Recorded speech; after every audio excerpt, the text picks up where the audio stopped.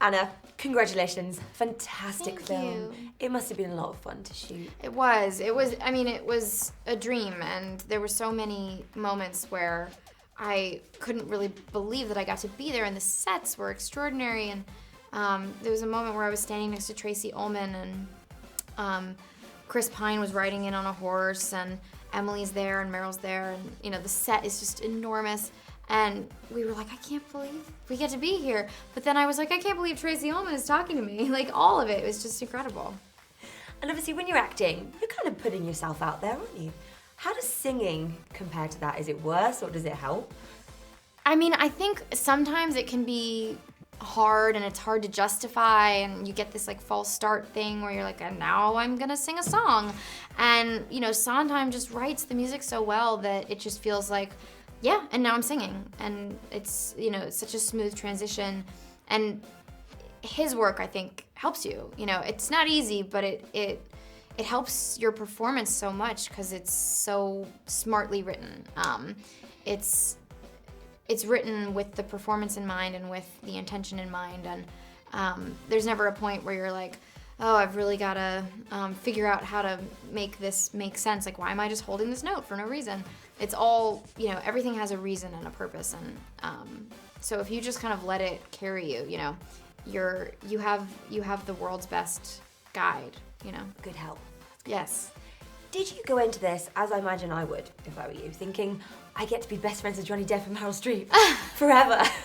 Yes. Well, Johnny, the wolf, I know, is a small part, so I knew that Johnny was probably only going to be there for a few days. And Meryl, everybody says such nice things about her, but I was really just expecting her to be scarier than she was.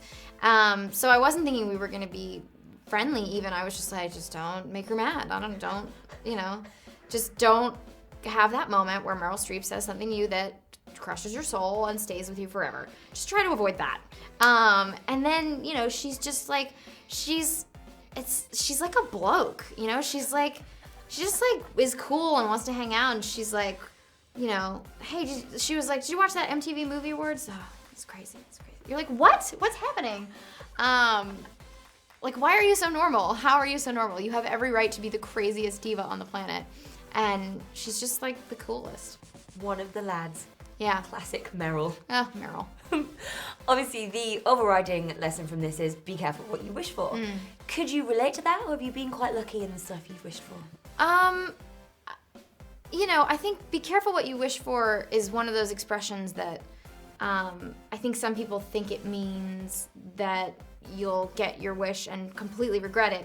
And I don't think that's, and certainly not in our film, that's not the message. It's like, it just means that you might get what you want, and in the real world you might work for something and get what you want, but it will come with complications, and no situation is perfect. And, as we, as adults and probably, as children too, I guess, we learn this lesson again and again and again that, like, we feel like if I just had this one thing, then everything would be perfect. Then I'd be happy. And, of course, everything comes with its own set of complications. So, I've been in that situation many, many times.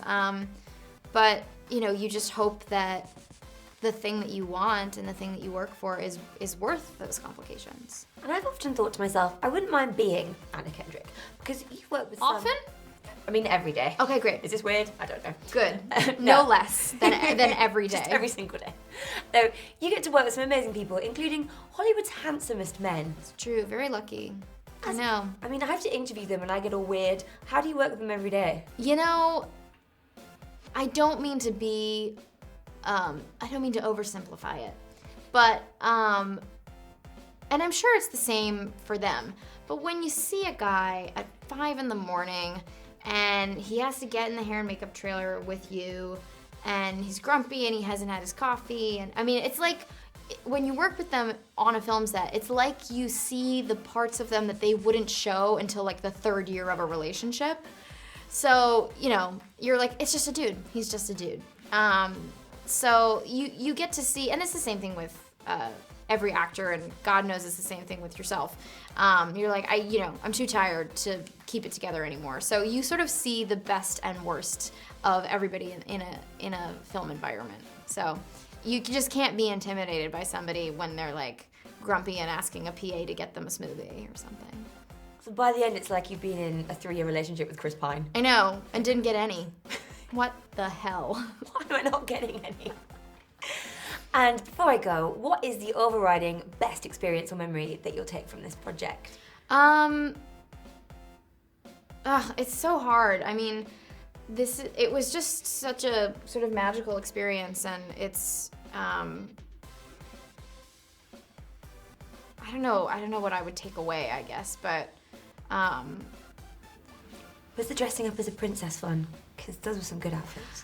I preferred the rags. The rags were so much fun, and I got to be like dirty, like covered in soot and stuff, and it felt like I just got to like kind of run around a lot more. But while I was living in London, I got to watch a lot of panel TV shows, and we don't have panel shows. Like we don't have like Never Mind the Buzzcocks and 8 out of 10 Cats. We don't have like an American equivalent to a panel show at all, and I think they're like the greatest thing. Like if I could watch QI for the rest of my life, I'd be so happy. Your favorite part of Into the Woods was English TV. British panel shows. Yes, it was British trashy TV. Fantastic. And Come Dine With Me. What is that show? I love it. Did you watch Gogglebox? No, Also but we good. stayed at a hotel with, oh my God, Dominic. Oh, and Steph. We all stayed in that hotel when we were shooting at Dover Castle for the wedding scene. We stayed, like before they were famous, we were at that hotel, and his accent was so posh that I thought he was doing a bit.